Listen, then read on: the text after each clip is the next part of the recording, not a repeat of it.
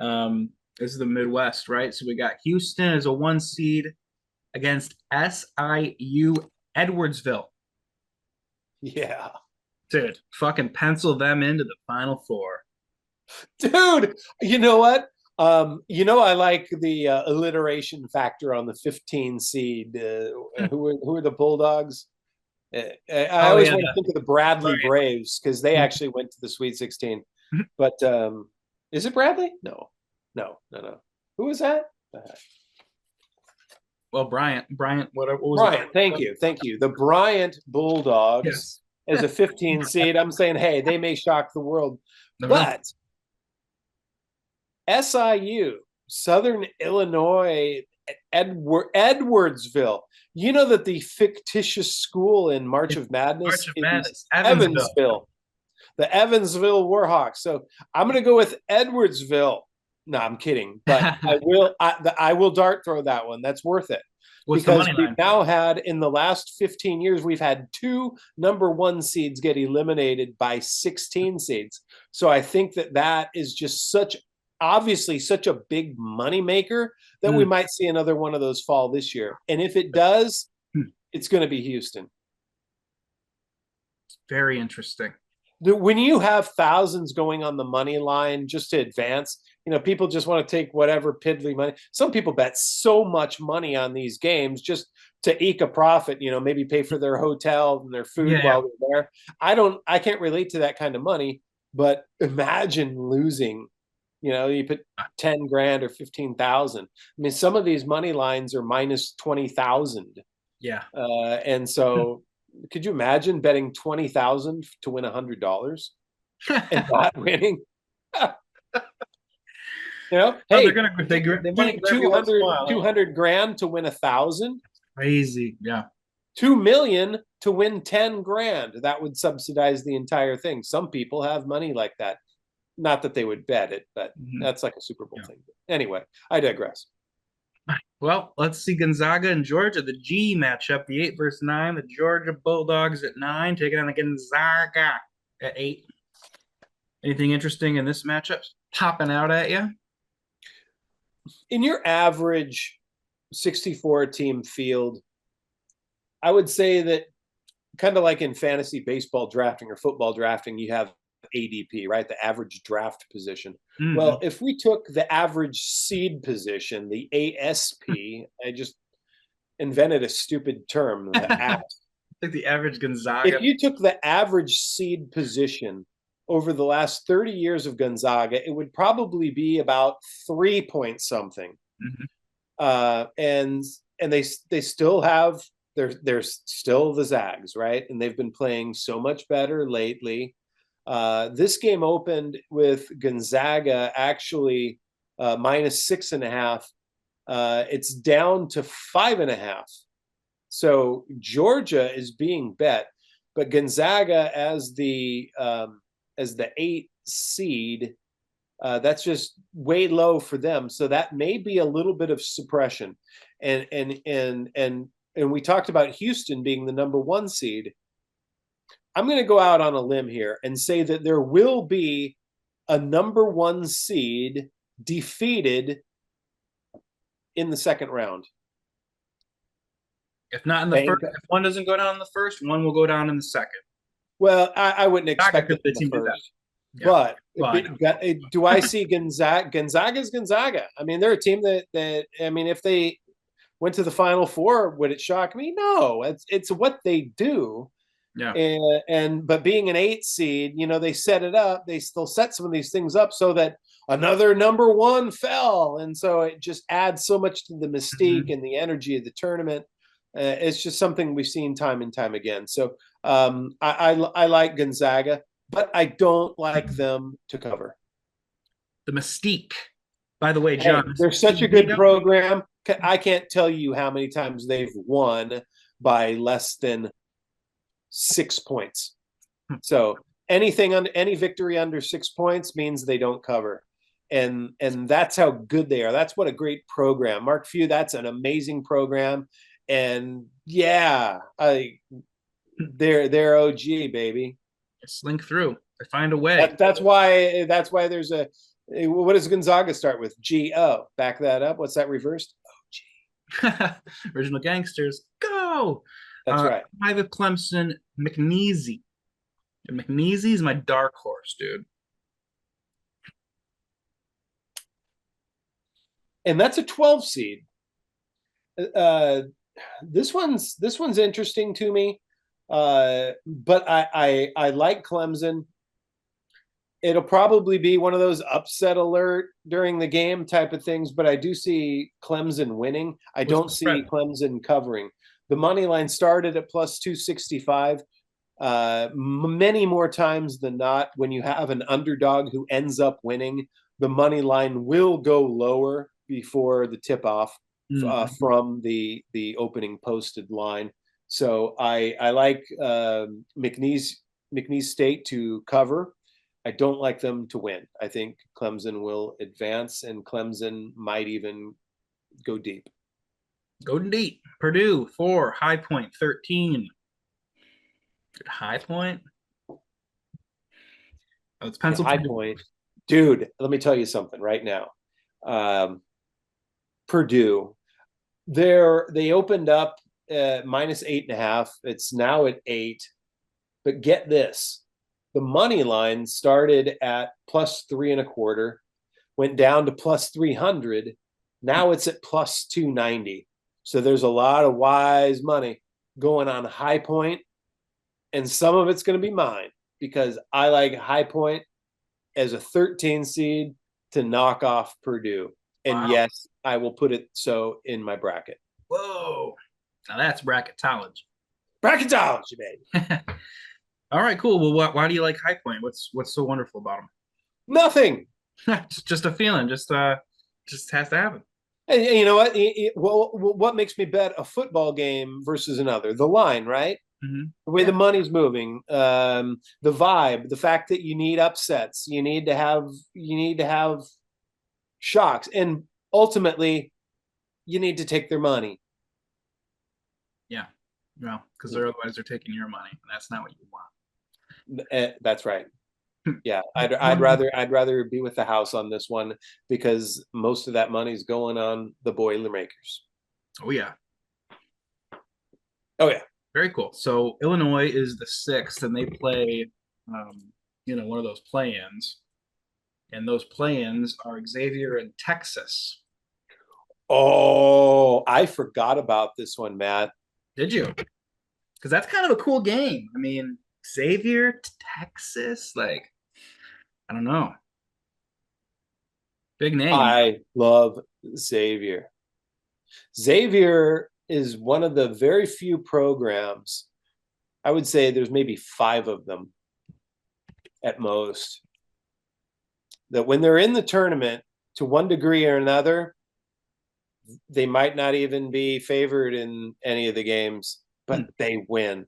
And so I will take Xavier to win that play-in game, and I Mm-hmm. will take Xavier. I'm sorry, who would they play? The Illini, Illinois. You know what? The Fighting Illini, they're not going to have enough fight that day. I like that. Not that day. All right, so Not that day. Xavier. Not Dude, that we're going with Sevier. Xavier. All right, well that's a bold pick. I like it. I like it a lot. It's not like I've ever made one of those, a bold pick. A bold pick, John Bold Pick Patterson. Kentucky's 3, Troy's 14. Well, winner of that'll play Xavier. Oh, Uh-huh. well, then okay, then I would not take Xavier to beat Kentucky. No way, because Kentucky has uh, 2 amazing freshmen. They were true blue chip recruits as Hmm. freshmen. I mean, like McDonald's All American type. Hmm. And you know what? They haven't had enough minutes. They haven't had their spotlight. They haven't had their moment in the sun. Until And so now. Kentucky is a team that I expect to do some things. But guess what? That's not enough points. Mm-hmm. The line on this Kentucky game, where did she go?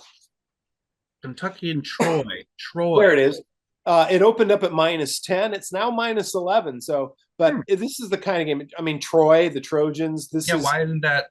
It seems you know, like Troy is only not even an hour away from Dothan, Alabama, where my brother lives. Mhm. And I spent a great amount of time in Pike County, so I know Troy very well. My nephew graduated from there. Um, do I think that Troy's a bracket buster? No, absolutely not. The money line opened at +430. Oh, I've had some complications. I can't drink. So thanks for drinking in my face, literally. Don't worry, this video is not brought to you by White Claw. It's brought to you by March of Madness, baby. Yeah, March of Madness. But get this, the book. Starting at -10, you cannot stop the money from coming in on Kentucky to cover that. So where are we going? Troy? Exactly. I love Troy to cover. They're not going to win. Kentucky's best, their best days are definitely ahead of them. And I had even mentioned to a good friend of mine that I said, look, during the weekend, we'll see how Kentucky does. If they win their conference tournament, I will not have any interest in them whatsoever in the tournament. However, if they get bounced in their conference tournament, knowing that they've got a couple of suppressed, freshmen, I mean, it's Kentucky. Yeah. These are the Wildcats. And so I expect Kentucky. I'm very bullish on Kentucky in this tournament. I could see them, winning the bracket, going to the Final Four. But they're not going to cover in this game. My money is not going to be, with everyone else. I don't care if I lose. I mean, this is how I've survived, in this sports betting thing. And this is what, our, forensic sports betting is all about. This is exactly forensic. Kentucky's going to win. Their big games are going to be ahead of them. But, the Troy Trojans, this is sad. This is one of those sleeper games. They slink by 6 or 7. They don't need to blow them out or cover. They just sort of find upset alert. Yeah. In fact, here's one for you. I think I'm going to money line Troy in the first half. Interesting. Yeah, get the close game going, and the freshies start cooking in the second half. I like that. Who's going to do that? Who's going to make that bet? You. And who's going to make the bet on Kentucky in the first half? Everyone else. Sounds crazy enough to work. It's perfect. I like it. Well, it's interesting. We laugh about it, but I'm dead serious. Yeah, I hear you. Yeah. In fact, there's a dart throw right there. Troy on the money line in the first half. They're going to cover the game. And if it's really close, then in the second half, you could probably see Kentucky -8.5 or 9.5, where everybody who lost on them in the first half is taking them because they've already got them to win the whole thing, and then they end up winning the game by 3. And so that would be an interesting bet right there. Money line. I'm going to do this right now. Thank you. I love this. Troy on the money line in the first half, and Troy with the points in the second half. Parlay. Double dose. Well, and again, you just said it, double dose. And what did I say about alliteration on the nobody teams? The Troy Trojans. Yeah. They scripted this one up for us. They love putting it in the papers. But what I wanted to say, John, is that Kentucky and Florida, that could be a heck of a rivalry with these young players. But they'll probably be gone sooner than later. So, you don't get that longevity with some of these interconference rivalries like you might, otherwise. But, because, basketball, they can come out so early and get to the NBA where, in football, it's kind of like there's a little bit, there's rules. So, but anyway, sorry. Let's go into UCLA, who's a 7, and Utah State, who's the 10. Matt, may I just piggyback on what you said? Because you brought up a great point about say Kentucky and Florida, and how the average shelf life on a great player in college is 1 to 2 years, right? Yeah. I want to go back to Olivier Roux. He's a red shirt, so they could protect his Huh? 4 years of eligibility. Excuse me, what 7'9" player is not going to go into Yeah, the pros yeah, after I one know. full season, Unless he's like especially terrible. one who has legs under him. I mean, this guy's Right. built like a normal person. He's Yeah. not like someone that's going to fracture his femur, He's so walking up the gangly. court. Yeah, yeah, right.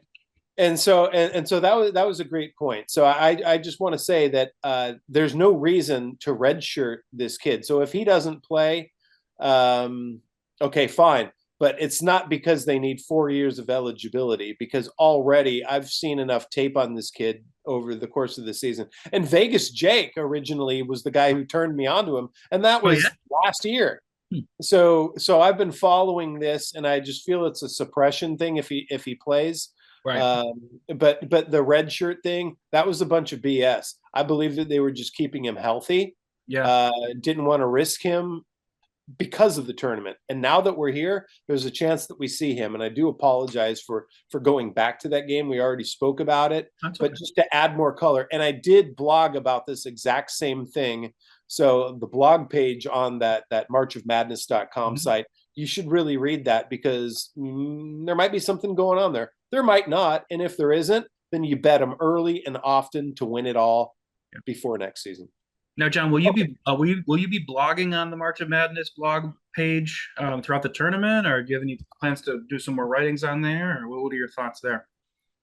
Yes, I Cool. will. And in fact, I don't know what I will be doing or to what degree. Mhm. Maybe you and I could talk about that. Well, But either way, I think yeah, it's just I just will. for our viewers, people that want to keep up with you and keep up with your thoughts throughout the tournament. That's where you could find John's tournament information is on the marchofmadness.com website under the blog section. I mean, I literally just released the book yesterday, Yeah, and so I think brand new. that Olivier Rioux thing has my like maybe 30 views. Hmm, I mean, it pretty good. it's really nothing special at all, and so I would hate to waste a bunch of time blogging on this tournament if it's not getting exposure. But if I do think that there's any type of momentum that we're getting, absolutely I will. In fact, I will make it a point to, because this is a life's work of mine, and the life's work. Mhm. And I definitely want to give it all the love, attention, and effort that I can. Yeah, absolutely. This is something that's John's worked on for a long time, and it's a fantastic story. Make sure you guys go there and check it out and look into it. It's an excellent story, and it's gonna be a movie someday. Get the book. You get it on Amazon.com. I'm gonna link both the website and the Amazon link in there. I'll also link in our Instagrams as well. And there's two games left here. Let's bust through these and then get some final thoughts. UCLA and Utah State, 7 and 10. Anything special here? I love the Pac-10 Mm-hmm. in the tournament. I love UCLA most in the Pac-10 in the tournament. I'm here in LA, and let me tell you, UCLA has been no story whatsoever yet throughout the whole season. Fast forward to the tournament, they're in. Yep. Give me UCLA. In fact, UCLA also has a chance to cut Beat down the Tennessee. nets. Oh, shit. Like that.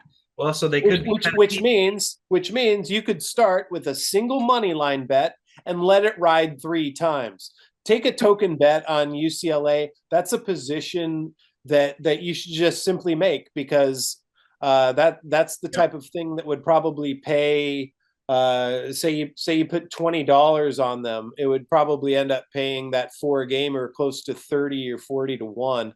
And so you could turn $20 into $600 or $800 if they cut down the nets. And I'm telling you, it's very, very possible that they do, because that's UCLA. Yeah. Well, that's incredible. So here we need to get to final thoughts here, John. Who do you like coming out of this bracket then? Maybe even UCLA here. I know we talked a little bit of Clemson. We talked a little High Point, a little Kentucky. Um, quick Um, one word answer. Well, it's not going to be Houston. I mean, because they're a good program. I don't think they're a great program. They might have a great team, but they're not a great program. And in March Madness, the great programs advance. And John, Kentucky obviously is one. John, let me interrupt. UCLA is a 7 seed. Let me So interrupt you. Sorry. I like UCLA. John, can you hear me? I can, absolutely. Okay. I just want to. Well, we're going to sign off here. We're out of time. I just want to once again go to check out the March of Madness.